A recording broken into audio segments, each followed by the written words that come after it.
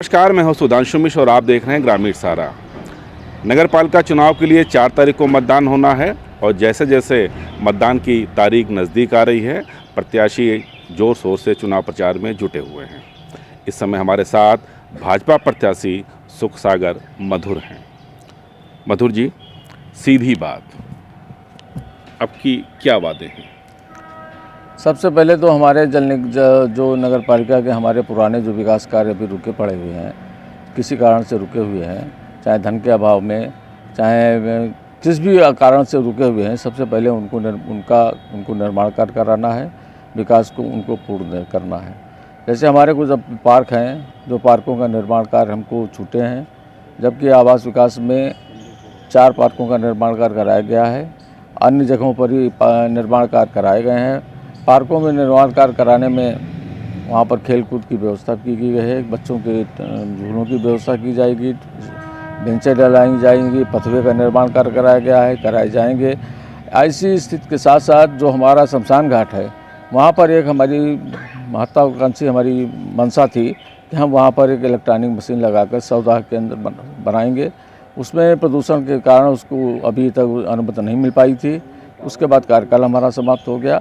आकर उसको अनुमति जल्दी से जल्दी अनुमति ला करके वहाँ पर उसको जो है स्थापित कराने का काम किया जाएगा। विरोधी कह रहे हैं कोई काम नहीं किया आपने। ये तो विरोधियों का कहना है कि आरोप लगाना है कि काम नहीं किया। जाके शहर के अंदर देख लें कितना काम किया गया है। फहरिस्त ले लें नगर पालिका में कितना काम 5 साल में कराए गए। हमारे नेता माननीय नितिन अग्रवाल जी ने अभी पूरे शहर के अंदर खंभे लगवाने का काम किया, उनकी नीति से लगाए गए। उन पर प्रकाश की व्यवस्था, समुचित व्यवस्था कराई गई है। पूरे शहर के अंदर पूरे प्रकाश की व्यवस्था कराई गई है और आने वाले समय में पूरे शहर के एक एक पॉइंट को जो है प्रकाश से कर दिया जाएगा। कहीं किसी गली में अंधेरा नहीं रहेगा। ये सब आदमी कहने के लिए तो कुछ भी आरोप लगा। 5 साल में कितने पार्क बने आपने डेवलप कराए? सबसे पहले तो एक अम्बेडकर पार्क हमने डेवलप कराया है, जो जलाशय के रूप में, जहाँ पर बहुत भीषण गंदगी थी। शासन ने उसको जलाशय के रूप में उसको मान्यता भी प्रदान की है। इसको एक मॉडल के रूप में शासन ने इसको हमको स्वीकृति दी थी। उसको कई जनपदों में इसको भेजा गया है कि इसको बनवाई इस तरीके हरदोई के जिस तरीके से काम कराया गया है। दूसरा, आवास विकास डी में एक पार्क का निर्माण कराया गया है। आवास विकास बी में बड़े पार्क का निर्माण कार्य अभी विधायक जी के द्वारा कराया गया है। और उसके साथ साथ 2 पार्क जो है आवास विकास में आगे 2 पार्कों का निर्माण और कराया जा चुका है। और उसके पहले श्रवण देवी का विकास कार्य कराया गया, जिसमें पुलकित खरे का बहुत बड़ा डीएम साहब का हमारा बहुत योगदान रहा। हमारे माननीय सांसद नरेश अग्रवाल जी का बहुत बड़ा योगदान रहा उसमें रहा। ऐसे जो तरीके से कई पार्क हमारे अभी लंबित पड़े हुए हैं। आवास विकास के 3 पार्क तो हैं जो स्वीकृत की स्थिति में हैं, 4 पार्कों की स्वीकृत की स्थिति में हैं, जो स्वीकृत होने के बाद तत्काल निर्माण कार्य कराए जाएंगे। एक डीएम चौराहे, डीएम बंगले के पीछे हमारा पार्क स्वीकृत पड़ा हुआ है। एक वहाँ पर बैठगंज में हमारा पार्क बनना है। इस तरीके से जितने भी पार्क हैं, सबसे पहले वहाँ पर पार्कों में लोग जाते हैं, टहलते हैं और बच्चों को ले जा कर के उनको जो है समय पास करने के लिए, बच्चों को खिलाने के लिए उनको जगह मिलती है। कोरोना आपके कार्यकाल में ये भयानक स्थिति हम लोगों ने देखी, उसमें क्या काम हुए? कोरोना काल में आपने देखा होगा कि कोरोना काल के अंदर जिस तरीके से नगर पालिका ने नगर को सुविधाएँ देने का काम किया, यहाँ तक कि हर वार्ड में हमने स्वयं जा कर के लोगों को समझाया बुझाया। और कोरोना काल में हमारे यहाँ पर हमने देखा कि अस्पतालों में लाशों के ढेर लगे हुए थे। कोई कर्मचारी वहाँ छोड़ के सब भाग रहे थे।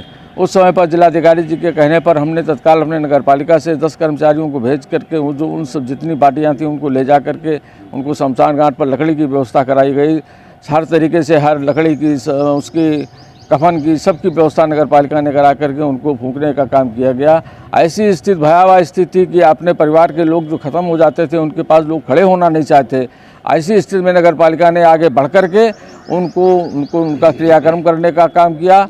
उसके साथ साथ जब हमने देखा कि कोरोना काल में ये स्थिति, भयावह स्थिति है कि लोग वहाँ पर उनकी जो लोग ख़त्म हो जा रहे थे, उनके साथ जो है ये लाश गाड़ी वाले जो उनको 5-5 हज़ार, 10-10, 6-6 हज़ार, 8 हज़ार, कोई कीमत नहीं थी, उनको ले जाने के लिए पैसे वसूल कर रहे थे। उसी समय हमारे दिमाग में आया कि तत्काल किसी भी हालत में हमने 2 ऐसी बसों को क्रय किया, ताकि उनसे हमारे आज भी शहर का हर नागरिक अगर कोई ख़त्म होता है तो उसमें कोई भी चार्ज नहीं है, केवल उसमें डीजल डला करके वो मेहंदी घाट में जहाँ कहीं भी जाना चाहे वो अपनी बॉडी को ले जा सकता है। और शहर के अंदर जो हमारे 2-3 शमशान घाट हैं, वहाँ अगर ले जाता है तो वहाँ उससे न जनता से न डीजल लिया जाता है, न कोई चार्ज लिया जाता है।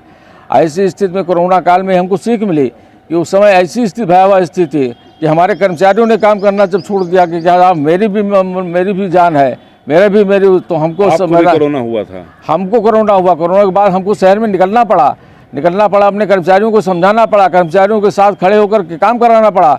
आप लोगों ने बहुत से वीडियो उस समय जारी किए थे, पूरी जनता ने भी देखे थे।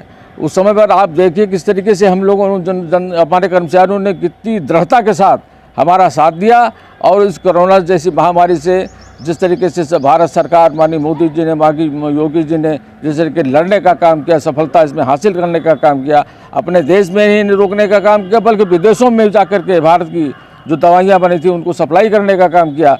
आज हम लोगों ने उसमें कामयाबी पाई है। तो सबके सहयोग से जल निकासी की समुचित व्यवस्था क्यों नहीं हो पाई, कहाँ कमी रह गई? जल निकासी की हमारे यहाँ जो शहर के अंदर जो बड़े नाले हैं वो 3 नाले हैं। 3 नालों के माध्यम से पूरे शहर का पानी निकल करके छुइया ड्रेन में जाता है।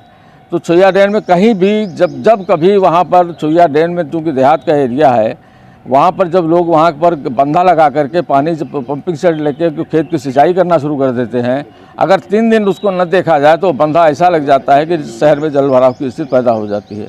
हमारी पेट्रोलिंग जो है नगर पालिका की, जो हमारे कर्मचारियों की पेट्रोलिंग है, लगातार उस पर पेट्रोलिंग करती है। जब अगर मान लिया किसी कारण से 3-4 दिन वहाँ नहीं पहुँच पाए तो वो बंधा लग जाता है, लगा देते हैं वहाँ के नागरिक, और बंधा लगा करके वो सिंचाई करते हैं। इस कारण से भी लगता है। दूसरा, समुचित अगर सही शहर में हम 2 मरतबे साल में 2 मरतबे उन नालों की सफाई कराते हैं। हमने मशीन क्रय की है जिसके द्वारा हम मशीन के द्वारा उसमें नाले में अंदर डाल करके उसको तड़ी झाड़ उसको सफाई करते हैं। और पिछली वर्ष आपने देखा है जितने मेन नाले थे जो उनको निर्माण कार्य कराया गया, जहाँ कहीं भी जल भराव की स्थिति 1 घंटे के अंदर पूरे शहर का पानी 1 से 2 घंटे के अंदर पूरे शहर का पानी निकल जाता है। जब हमारे नाले नहीं साफ होंगे तो पानी भर जाएगा। जो एक हमारा कैनाल विभाग का नाला है जिस पर जिलाधिकारी से कई मरतबे वार्ता भी हुई, इसको नाला पक्का करा दिया जाए, लेकिन कैनाल विभाग न तो उसकी सफाई कराता है, सफाई भी नगर पालिका कराती है, और नगर पालिका की वो ड्रेन बनी हुई है उस पर जो है पानी बाहर जाता है। तो हमारा पूरा प्रयास होगा कि इस नालों में जो सीवर लाइन हमारी स्वीकृत हो गई है, जो अमृत योजना के अंतर्गत वो सीवर लाइन हमारी स्वीकृत की गई है, जिसका मैप और जिसका पूरा प्लान जो है जल निगम के द्वारा उसकी पैमाइश इसमें करीब 10 साल लग जाएगा। देखिए वो समय तो लगेगा ही, लेकिन तब तक के लिए जो हमारे नाले हैं वही हम पूरी तरीके से उसको साफ करके हम पूरे शहर का पानी निकाल देंगे।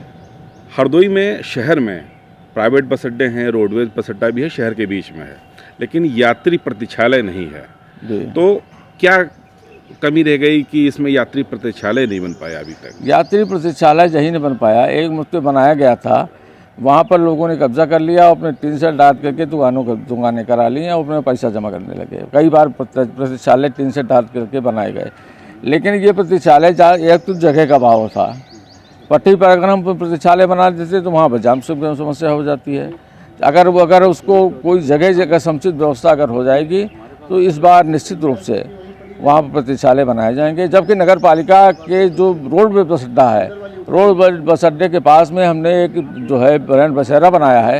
रैन बसेरा में अगर कोई व्यक्ति रुकना चाहे उसके लिए व्यवस्था की गई है। जाड़े में तो 2 रैन बसेरे हमारे काम करते हैं, बल्कि 3 रैन बसेरे हमारे काम करते हैं और यात्रियों की सुविधा दी जाती है। पिछला चुनाव आप समाजवादी पार्टी के टिकट लड़े थे, जीते थे। आपका एक बहुत बड़ा समर्थक मुस्लिम वर्ग भी रहा है। इस बार आप भाजपा से हैं, क्या आप समझते हैं कि मुस्लिम वोट देंगे आपको? बिल्कुल देंगे, क्योंकि हम समाजवादी पार्टी से पिछली बार लड़े थे। हमारे नेता माननीय नरेश अग्रवाल जी, नितिन अग्रवाल जी हैं, और उनके वो जब भाजपा में चले गए तो हम भी भाजपा उनके साथ चले गए और पूरी निष्ठा के साथ भारतीय जनता पार्टी के आदेशों का पालन किया। पूरी निष्ठा के साथ भारतीय जनता पार्टी के जो आदेश आते रहे, जो कार्यक्रम आते रहे, उन पर भाग लेते रहे, काम करते रहे। हम अपने नेता का जो नरेश अग्रवाल जी का, नितिन अग्रवाल जी का जो आदेश होता रहा उसका उस पर काम करते रहे। अब भारतीय जनता पार्टी ने, हमारे नेता ने हमारे ऊपर विश्वास करके, भारतीय जनता पार्टी के संगठन ने हमारे ऊपर विश्वास करके जो हमको उस प्रत्याशी बनाया है, तो ऐसा नहीं कि हमारे मुस्लिम समाज के लोगों से संबंध व्यक्तिगत संबंध है। उनकी मानसिकता, अगर हम तो नहीं समझते हैं कि हरदोई के अंदर ऐसी कोई मानसिकता है लोगों में कि यहाँ पर जो है मुसलमान जो है भाजपा को वोट नहीं देगा। हमारे समझ में तो ऐसा नहीं आता है। मुस्लिम समाज भी हमारे साथ में है, हिंदू समाज भी हमारे साथ में है। अगर नहीं देते हैं, ये उनकी मानसिकता, अपना जैसा चाहें वैसा करें, तो अलग की बात है।